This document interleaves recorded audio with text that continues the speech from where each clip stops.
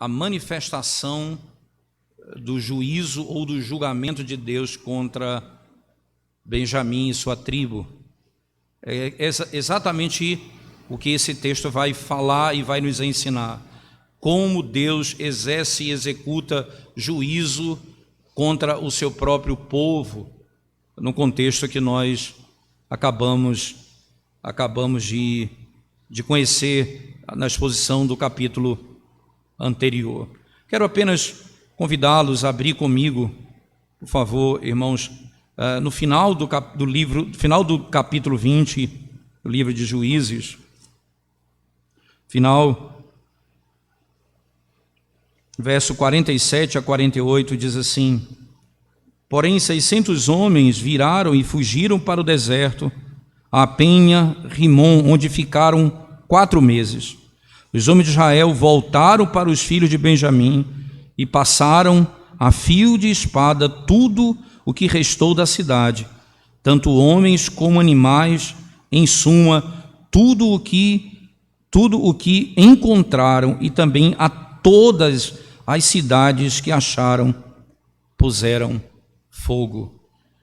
E no início do capítulo 20, só retomando a sessão que inicia, fazendo conexão com a história do capítulo 19, leia comigo, escute, preste atenção na leitura dos 5 primeiros versos, por favor. Saíram todos os filhos de Israel e a congregação se ajuntou perante o Senhor em Mispa, como se fora um só homem, desde Dan até Berseba, como também a terra de Gileade. Os príncipes de todo o povo e todas as tribos de Israel se apresentaram na congregação do povo de Deus. Havia 400.000 homens de pé que puxavam da espada. Ouviram os filhos de Benjamim que os filhos de Israel haviam subido a Mispa. Disseram os filhos de Israel: contai-nos como sucedeu esta maldade. Então respondeu o homem levita, marido da mulher que fora morta, e disse: cheguei com a minha concubina a Gibeá, cidade de Benjamim, para passar a noite. Os cidadãos de Gibeá se levantaram contra mim, e à noite cercaram a casa em que eu estava, intentaram matar-me e violaram a minha concubina, de maneira que morreu. De maneira que morreu. A história, o início da sessão e o trágico fim dessa história, quando Benjamim e a tribo são praticamente eliminados naquele contexto do capítulo que nós estamos estudando. Vamos à presença de Deus em oração, preparando-nos assim para ouvirmos a pregação da palavra do Senhor. Senhor Deus, nós mais uma vez te exaltamos, porque temos o glorioso privilégio de podermos ouvir a tua voz por meio da exposição da tua palavra. Fala ao nosso coração, Senhor. Tem misericórdia da nossa alma. É o que nós te pedimos, em nome de Jesus. Amém, Senhor. Amém. O capítulo 20, então, foca na destruição de Benjamim, não é? E exibe o julgamento de Deus contra essa tribo, mas não apenas ela, contra Israel de uma certa medida também. O capítulo é longo, como vimos, 48 versículos, mas mais ou menos a divisão dele funciona assim. Queria que você tivesse seu texto aberto para saber o que nós vamos percorrer nessa história. Então, primeiro você vai encontrar do verso 1 ao 11 uma descrição clara, chamada a unidade de Israel. Nos versos 1 e 2 eles são reunidos no lugar como um só homem. Nos versos 3 a 7, você vai encontrar o relato do levita sobre o que aconteceu com sua concubina, dando motivo para o que vai acontecer agora com a tribo que fez aquilo com a concubina. E dos versos 8 a 11, a decisão que foi tomada por aquele ajuntamento de invadir Benjamim e toda a sua terra. Acontece dos versos 12 ao verso 17, você vai encontrar Benjamim sendo chamado e não vindo, e sendo intransigente com a decisão de toda a nação de Israel. ele não se curva, ele não vai entregar aquela cidade para ser condenada. Lembre-se, eles não iriam invadir Benjamim como um todo, apenas Gibeá, onde aconteceu aquela tragédia. Só que Benjamim resolve proteger aquele povo. E eles eram homens de grande habilidade de guerra. Eles eram homens de grande habilidade. Por isso a palavra Ben-Yamin, que tem a ver com essa expressão, não é?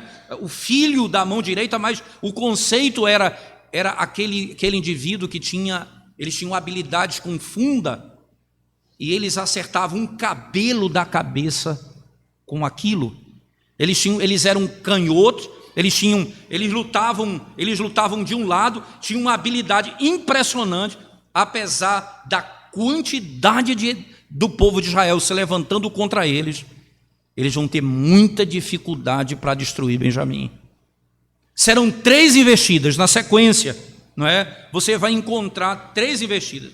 Do capítulo 20, verso 18 a 48, não é? Você vai ter a narrativa da batalha. Mas do 18 ao 28, você vai ter as vitórias de Benjamim. Mesmo Israel tendo um número imenso, eles perdem 2 vezes quando eles investem contra Benjamim.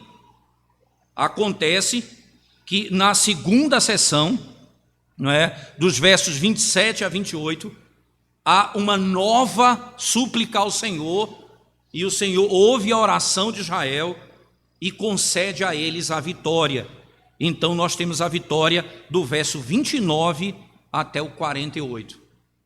Então, só para você ter uma ideia geral do quadro, eles se reúnem como uma única nação, é feito o relato do que aconteceu no capítulo anterior, eles decidem invadir Gibeá, onde aconteceu aquela tragédia. Benjamim, onde Gibeá está situado, não permite que eles façam isso, e ele parte para a guerra contra seus irmãos. A guerra é estabelecida, 3 tentativas, as 2 primeiras, Benjamim vence, na terceira, ele é totalmente destruído. Deus vai julgar Benjamim nesse contexto. Voltemos então para a primeira parte do texto, irmãos, o momento em que ele se reúne para ouvir o relato do levita. Lembra que foi assim que terminou o capítulo 19 do livro de Juízes.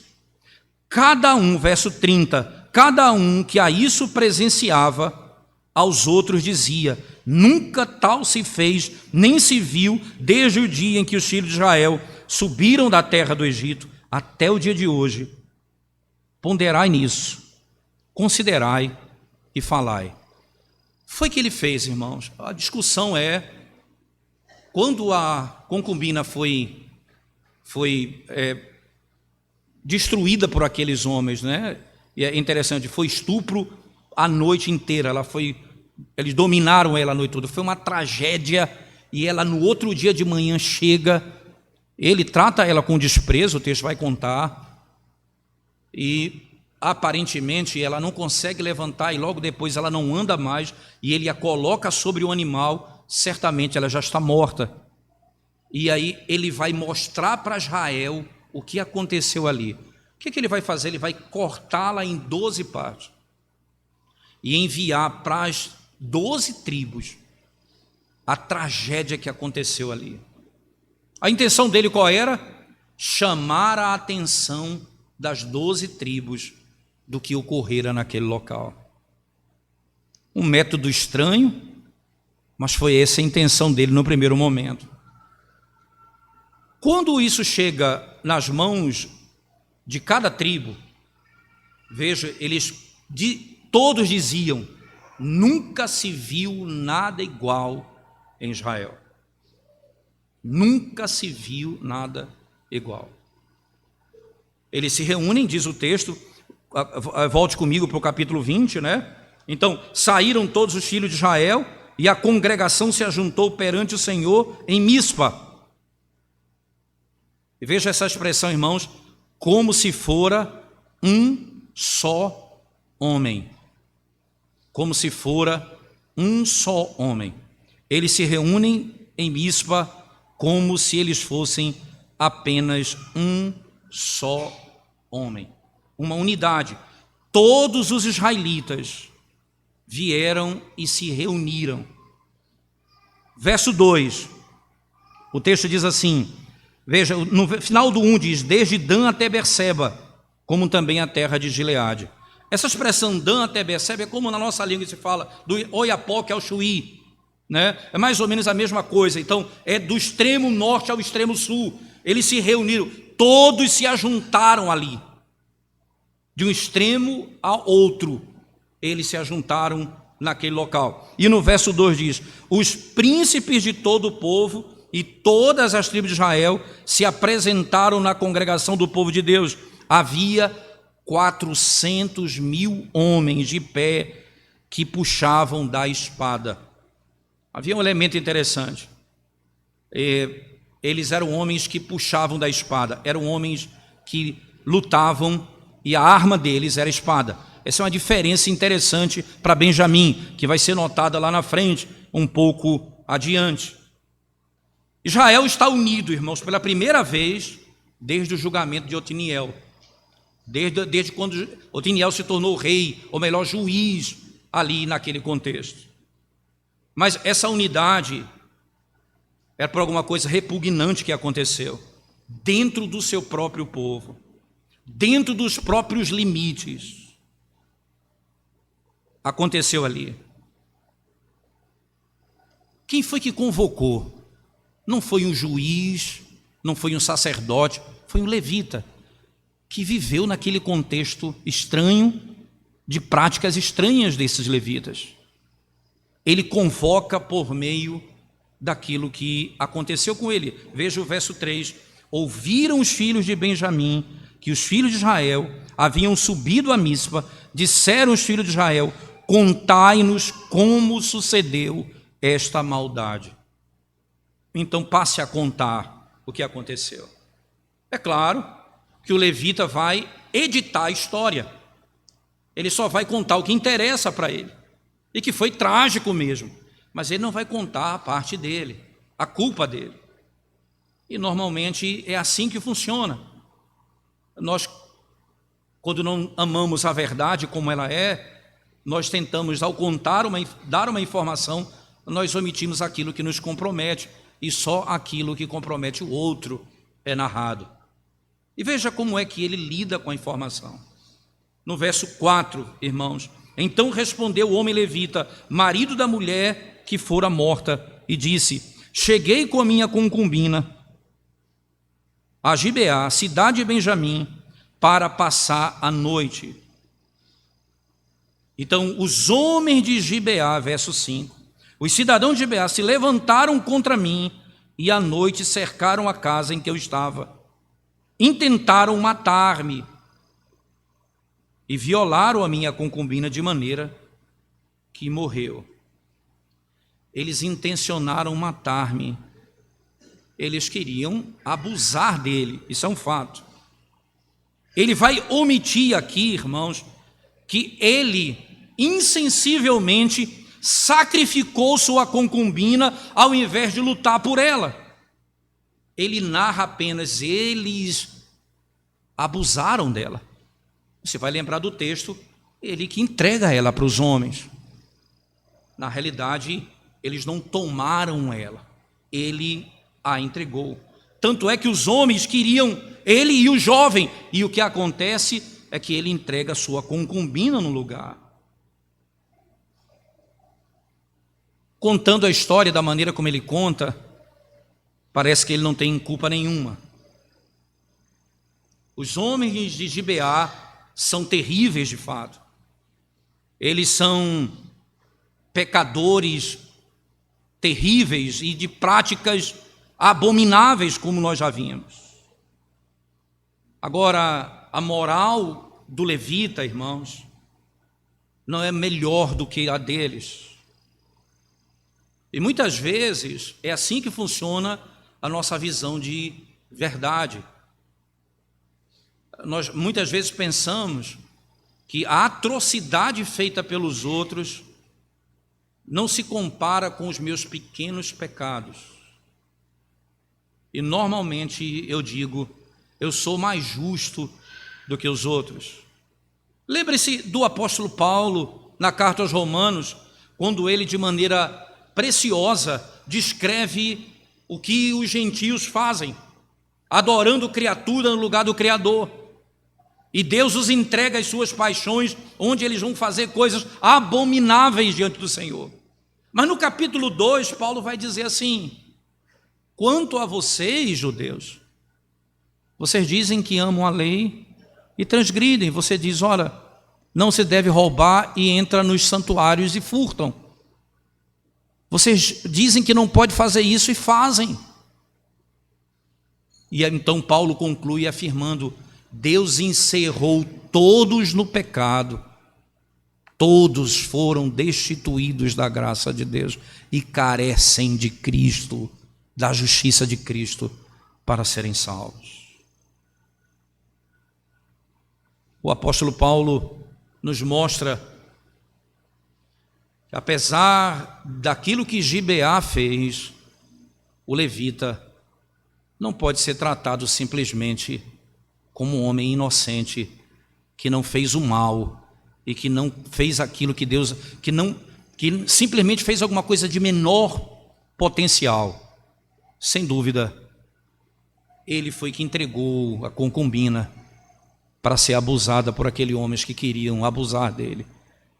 E ele a entrega, ela morre, e ele vai enviar os pedaços que ele corta para todas as outras tribos de Israel.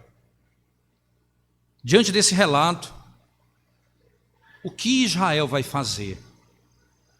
Como reagir a isso, irmãos? Quando você olha para um texto como o que nós vimos no capítulo 19, a primeira coisa que nós devemos fazer é lamentar. Esses aqui, irmãos, são membros do povo de Deus. Esses aqui são nossos pais espirituais. E numa extensão, eles mostram como nós somos.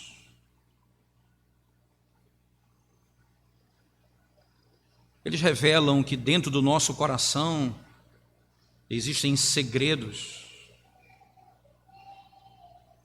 profundos segredos, tão profundos, irmãos, que às vezes parecemos com aqueles homens numa menor ou numa maior escala. Podemos nos indignar dizendo: jamais eu faria isso, jamais eu realizaria isso. Mas a reação de indignação deve vir, mas antes ela deve acompanhar um sentimento claro de lamento. Esses são os nossos pais. Foram assim que eles agiram.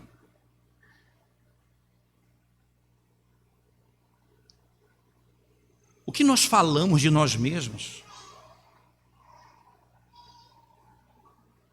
O que as pessoas sabem? Nós somos como os levitas? O que as pessoas conhecem da nossa vida? Que Deus sabe quem nós somos. Ora, irmãos, nós vivemos numa época de internet, Instagram, Twitter. Isso é algo em que todos, de uma forma, de uma medida ou outra, se expõem muito. Somente as coisas, a vida pessoal. É muito interessante isso.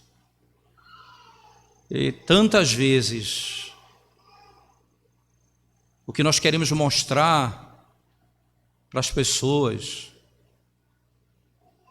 talvez seja uma forma de justificar as nossas angústias mais íntimas e profundas.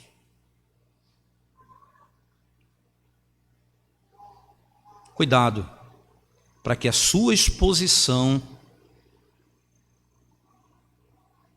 de modo tão claro, seja apenas uma maneira de você amar ou omitir o que está dentro do teu próprio coração. O que nós vimos no capítulo 19, podemos dizer assim, irmãos, e o que vai sendo narrado no capítulo 20 é algo que deve nos levar ao lamento. Sabe por quê? Não havia ninguém que fizesse o bem, não havia rei em Israel, cada um fazia o que achava mais certo.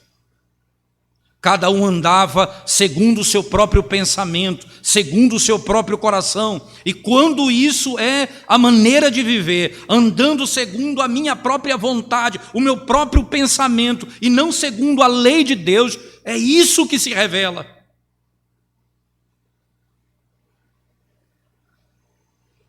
A sequência,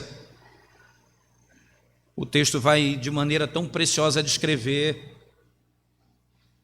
a insistência do narrador a um só homem. Ele descreve Israel assim.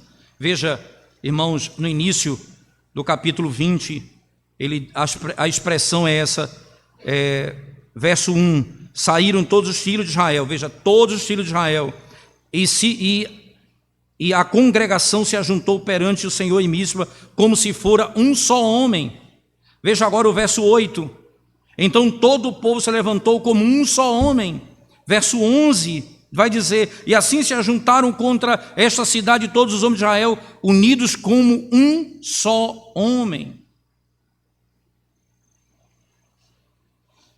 Eles dizem agora, eles vão se levantar diante do relato para atacar Gibeá, aquela cidade que pertencia à região de Benjamim, mas praticava aquela iniquidade. E que era, perceba, como Sodoma e Gomorra. Lembre-se, Sodoma e Gomorra era uma região fora da região de Israel. O território era diferente, mas o coração pode ser exatamente o mesmo. E eles agiam como Sodoma e Gomorra.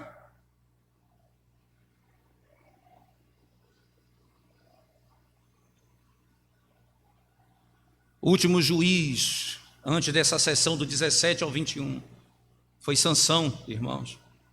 E ele se levanta para destruir os filisteus. Agora,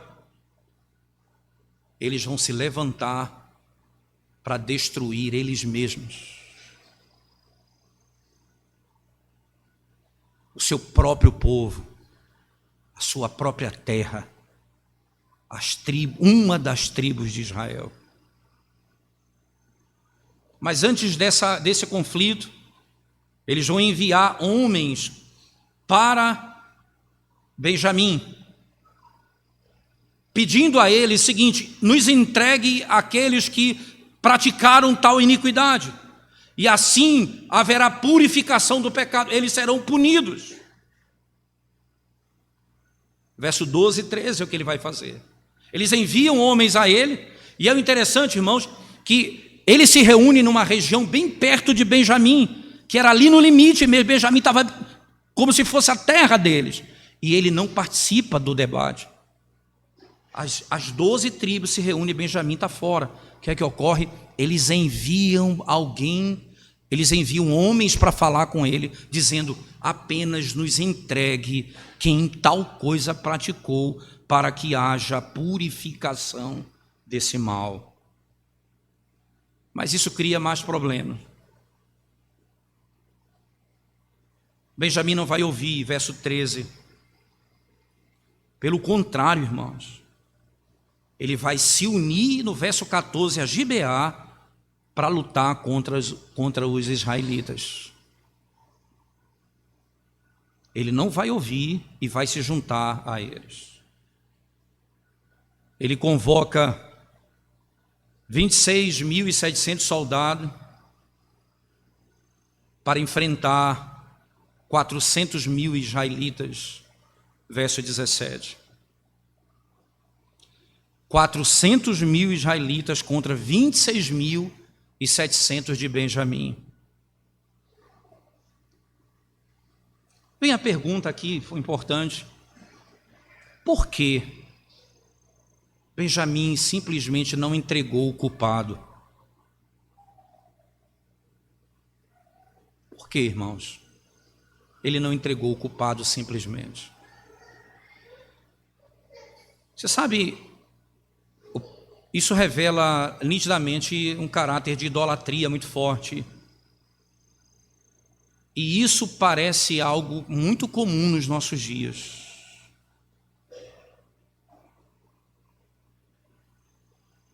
Nós temos mais comunhão com alguém do meu sangue, mesmo não tendo aliança com Deus, do que com alguém que fez aliança com Deus juntamente comigo. Esse é um terrível pecado. Ele pertence ao nosso povo. E nós vamos defendê-lo porque ele é parte da nossa nação e nós não vamos entregá-lo. Não é isso, ele é minha família, não importa o mal que ele fez, nós não vamos entregá-lo.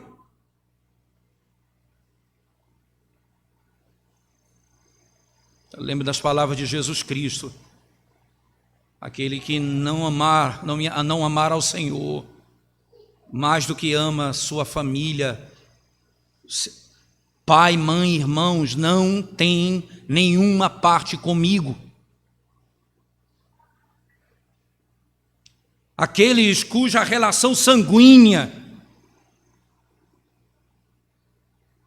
chegam a ponto de não tratar os pecados dos seus por causa do amor, estranho conceito de amor, isso leva à destruição de toda a tribo, de toda a casa.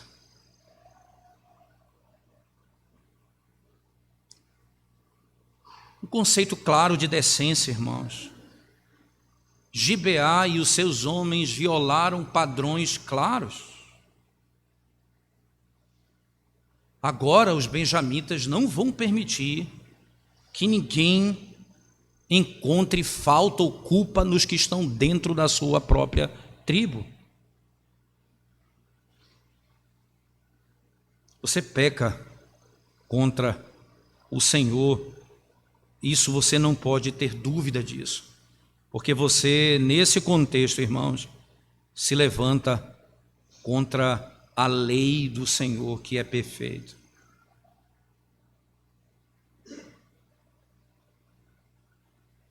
Apesar do número bem maior dos de Israel contra Benjamim, eles não vão ceder.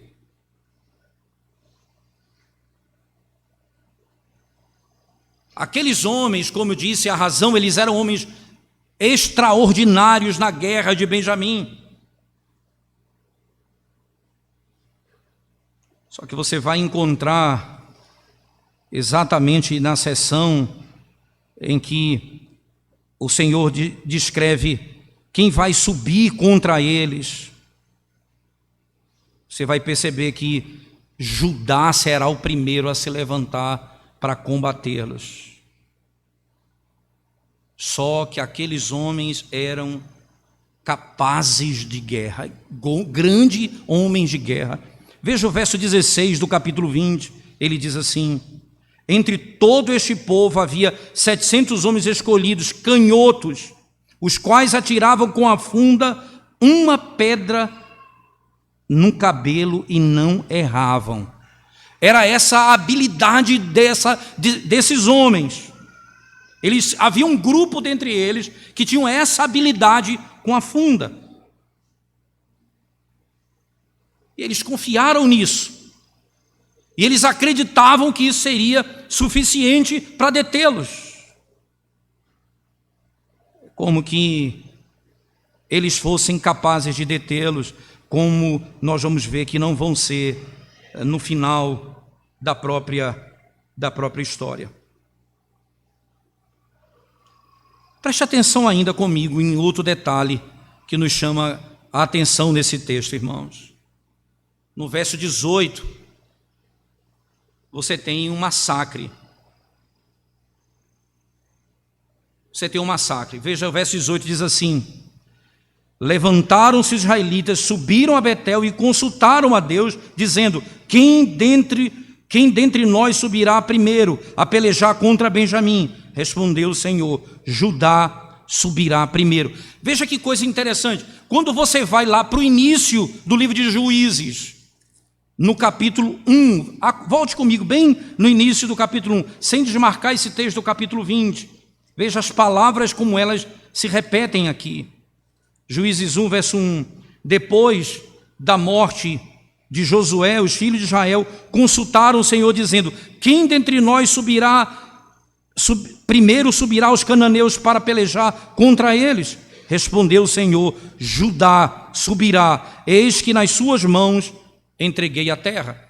No primeiro verso começa dizendo: nós vamos entrar em Canaã e vamos destruí-los. Quem vai ser o primeiro? O Senhor diz: Judá é o primeiro. Agora, de novo, só que para enfrentar os seus irmãos. Quem será o primeiro? Judá será o primeiro. A pergunta, irmãos: quem vai lutar primeiro? Judá. Só um problema: vai ser contra o povo de Deus. Entre o verso 1 e o capítulo 20, há uma informação tão importante. Eles conquistaram muita coisa de Canaã, mas eles não expulsaram todos e se submeteram a uma cultura completamente anti-Deus, idólatra. E eles sucumbem a isso. É Deus quem vai continuamente lutar para purificar o seu povo. Não apenas Judá vai destruir os inimigos externos, como ele vai destruir os inimigos internos.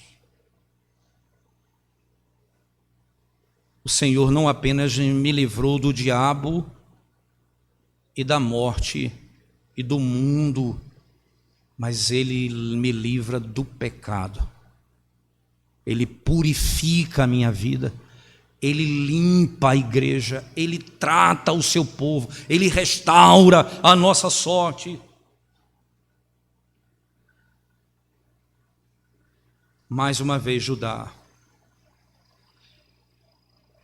Acontece, irmãos, que uma das razões, talvez, pelas quais, além da habilidade deles com afunda esse grupo de homens aqui, provavelmente pelo fato deles habitarem em montanhas, que vai ajudá-los muito mais, e parece que o lugar onde eles adentravam a cidade era muito estreito, e por isso eles não podiam subir. 400 mil homens, sempre era uma tribo ou outra, e elas iam sendo destruídas passo a passo.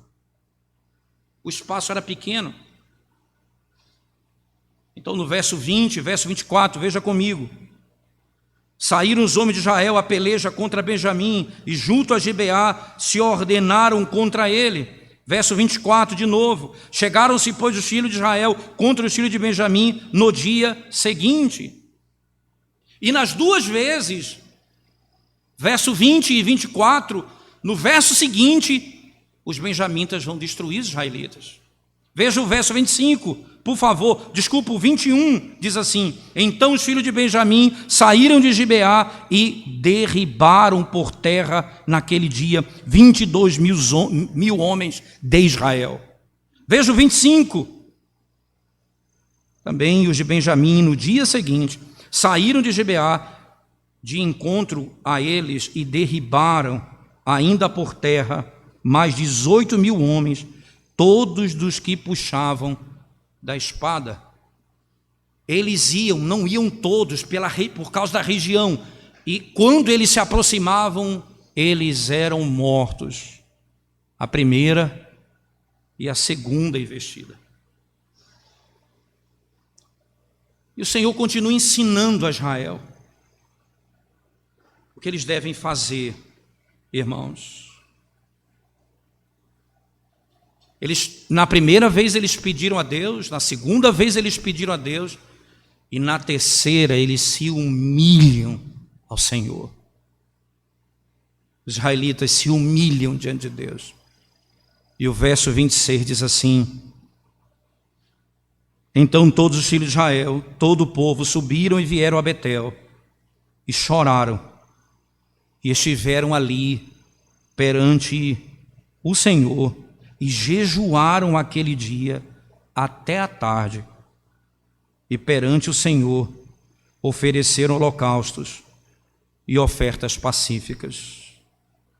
E os filhos de Israel perguntaram ao Senhor, porquanto a arca da aliança de Deus estava ali naqueles dias.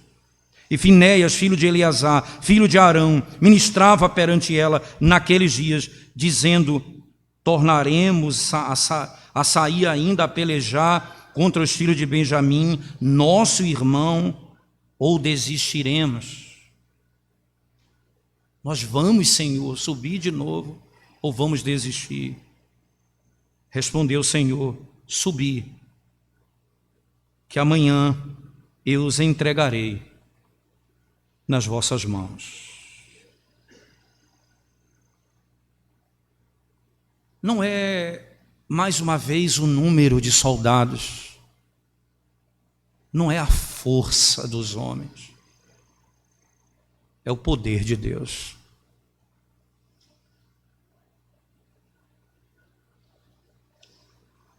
Interessante, irmãos, Benjamim não consulta a Deus.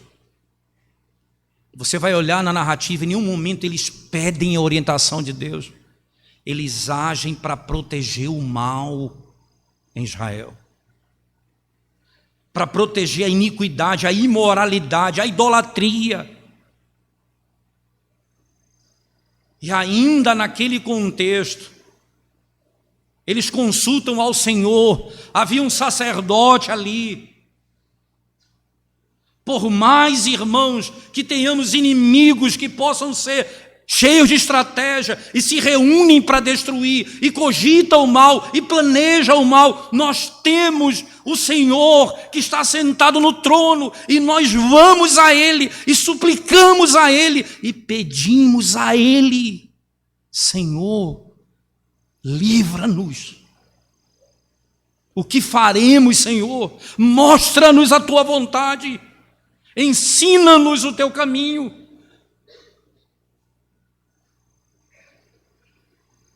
Trágico do povo que tem que enfrentar grandes inimigos e não tem o trono do Todo-Poderoso para se aproximar, para suplicar, para orar e para pedir. Nós não apenas temos, mas somos chamados a Ele. Nós não temos um sumo sacerdote que não possa compadecer-se das nossas fraquezas. Antes, como nós, foi tentado em todas as coisas, sem cometer pecado. Acheguemo-nos confiadamente diante do trono da graça, para em ocasião oportuna recebermos misericórdia e graça. Esse é o povo mais feliz do mundo. Esse é o povo que tem a quem recorrer. E o Senhor pune Israel com as derrotas, mas ensina que no final a iniquidade vai ser plenamente destruída e os que praticam iniquidade serão. E que o seu povo, mesmo debaixo de grande sofrimento, será preservado do mal. Israel então vai e prepara emboscadas, verso 29. E eles montam uma estratégia. E no verso 35 a 36 ele estabelece a vitória. Eles estavam tão cheios de si, os benjamitas, com 2 vitórias, que eles deixam o seu lugar e aceitam a emboscada feita por eles, como nos versos 30 a 33. Venha comigo, por favor, para esse texto. E diz assim, versos 30 a 33. Ao terceiro dia subiram os filhos de Israel contra os filhos de Benjamim, e se ordenaram a peleja contra Gibeá, como das outras vezes. Então os filhos de Benjamim saíram de encontro ao povo, e deixando-se atrair para longe da cidade, começaram a ferir alguns do povo, e mataram, como das outras vezes, uns 30 dos homens de Israel, pelas estradas, das quais uma sobe para Betel, e a outra para Gibeá do campo. Então os filhos de Benjamim disseram: vão derrotados diante de nós como dantes. Porém os filhos de Israel disseram: fujamos e atraiamos-nos da cidade para as estradas. Todos os homens de Israel se levantaram do seu lugar e se ordenaram para a peleja em Baal-Tamar, e a emboscada de Israel saiu do seu lugar, das vizinhanças de Gebá. 10.000 homens escolhidos de todo Israel vieram contra Gibeá, e a peleja se tornou renhida, porém eles não imaginavam que a calamidade lhes tocaria.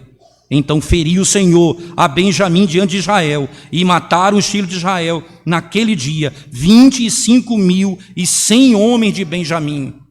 25.100 de Benjamim, todos dos que puxavam da espada.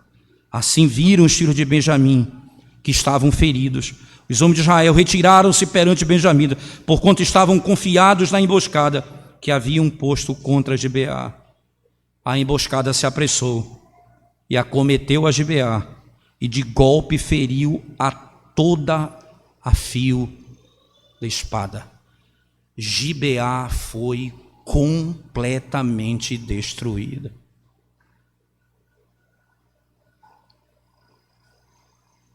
Os imorais, os efeminados, os roubadores que não se arrependerem dos seus pecados, mesmo com algumas vitórias na sua caminhada, vocês, se não se arrependerem, serão no final exterminados pelo Senhor. Quem dera se fosse apenas uma espada. Será um fogo que não pode ser extinto por toda a eternidade. Serão destruídos. Só que Israel não parou aí, irmãos. Nos versos finais você vai encontrar Israel não se satisfaz, ele volta, depois de ter destruído Gibeá. No verso 48 você vai encontrar: todos os homens, mulheres, crianças, animais foram mortos. Foram todos punidos ali. Nada sobrou daquele povo.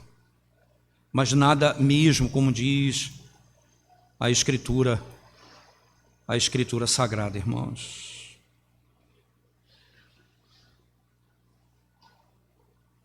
Alguém pode pensar, esse tipo de julgamento pode cair, não é, no Antigo Testamento, isso é verdade, né? Mas isso nunca vai cair sobre o povo de Deus na nossa época. Parece que isso é aquilo que é melhor conhecido. Alguém pensa, essa era a maneira de Deus agir no Antigo Testamento. No Novo Testamento isso é algo que não tem aparência, ou isso não vai acontecer com a igreja aqui agora. Parece que quando nós falamos isso, parece que nós não conhecemos o nosso Salvador, irmãos. É só você olhar 2 textos comigo, por favor. Primeiro no Evangelho, Mateus capítulo 11. Mateus capítulo 11, verso 25 e 26. Diz assim a palavra do nosso Senhor. 25 e 26. Por aquele tempo exclamou Jesus, graças te dou, ó Pai, Senhor do céu e da terra, porque ocultastes estas coisas aos sábios e instruídos e as revelaste aos pequeninos. Sim, ó Pai, porque assim foi do teu agrado. Isso, Senhor, isso foi do teu agrado. Obrigado porque ocultaste essas coisas e revelaste a alguns. Isso foi do teu agrado, Senhor. Essa é a tua vontade, tornar-te conhecido, não de todos, mas dos seus.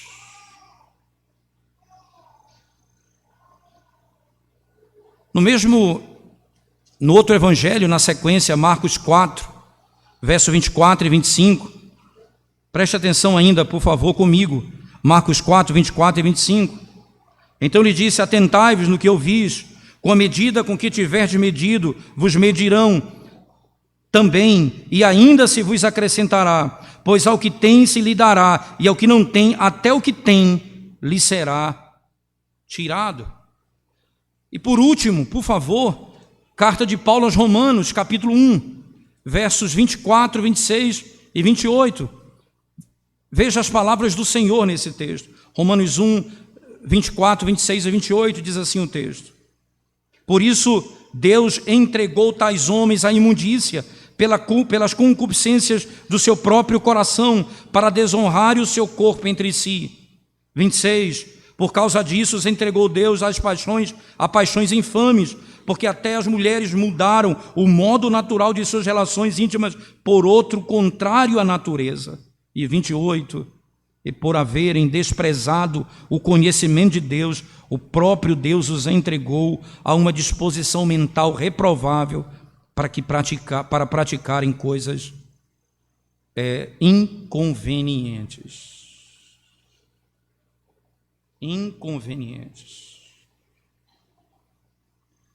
Por outro lado, o que acontece com o Senhor é claro. Todos esses homens, irmãos, que resolvem viver dessa maneira, serão entregues às suas próprias paixões para serem destruídos. O desejo dos homens de Gibeá era Deus entregando a tribo de Benjamim, naquele contexto, aos desejos do seu próprio coração. E Deus os destruiu no fim.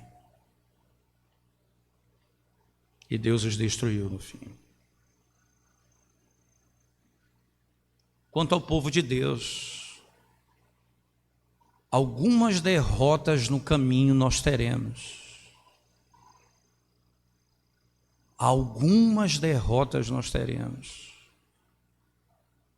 Sofreremos baixas, perdas, dores, fraquezas. Cairemos. Às vezes ficaremos algum tempo longe. Mas diferente desses irmãos, embora oprimidos nesse mundo, nós temos esperança. Porque no meio das nossas mais profundas dores, nós temos um Pai a quem pedir socorro. Nós temos um Deus que atende a nossa oração.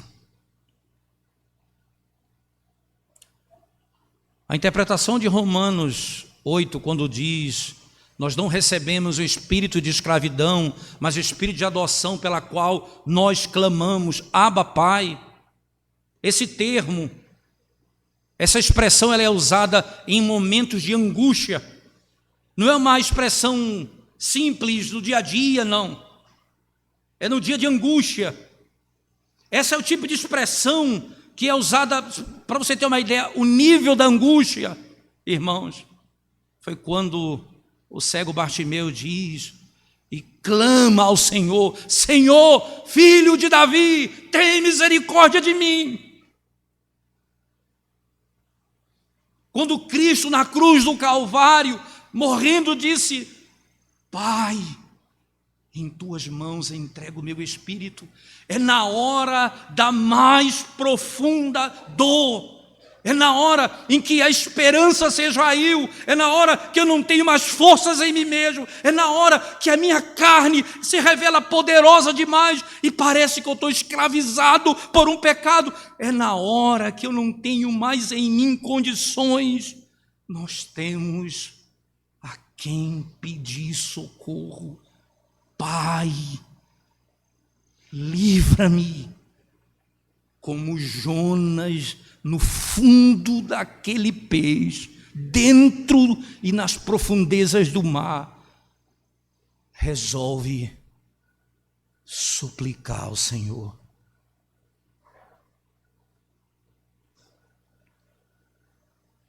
Nós temos esperança. E o nosso Pai é o Senhor dos exércitos. Ele socorre a nossa alma e nos levará seguros até o fim. Humilha-te, ora, clama, escute a voz de Deus na sua palavra e suplica o seu favor. E Ele nos ouvirá. Vamos curvar nossa cabeça e orar ao Senhor mais uma vez, irmãos. Nós te damos graças, Senhor, pelo privilégio de podermos ouvir a Tua voz nessa manhã mais uma vez. Certos de que o Senhor é o nosso Deus, aquele que nos livra de todo mal e nos socorre nas nossas mais profundas aflições e purifica a igreja de todo pecado e santifica o seu povo.